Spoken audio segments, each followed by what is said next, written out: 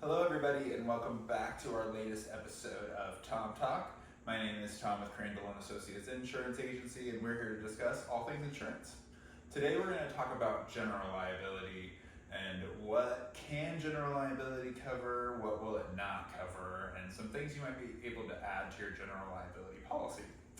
So in its base form, the general liability is essentially designed to cover bodily injury or property damage that you are legally obligated to pay.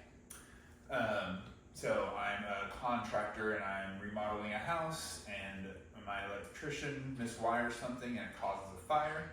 That's property damage.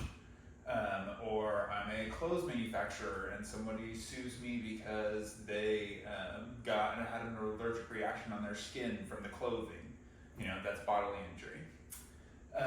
Some things that the general liability is not going to cover pretty much ever is injury to employees.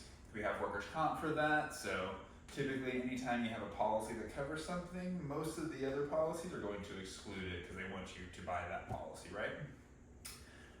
But you can also endorse some things onto the general liability.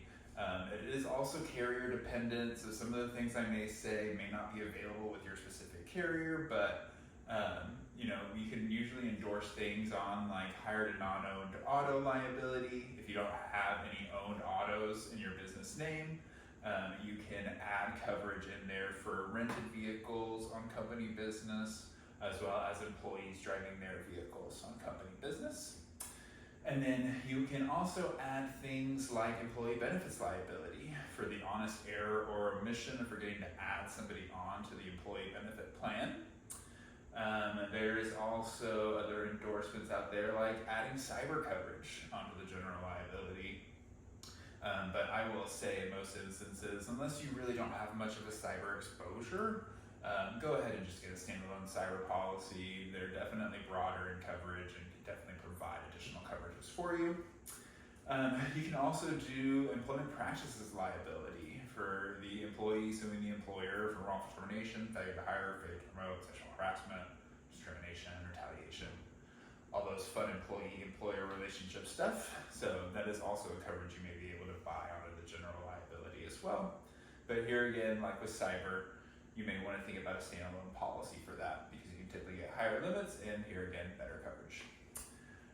So that's really the gist of it, kind of to break down the GL, as we call it, the general liability, and what it can and cannot cover. But of course, if you have any questions or concerns regarding your coverage, don't hesitate to give us a call. We'd be happy to help. Thanks so much for tuning in and stay tuned for next month's episode.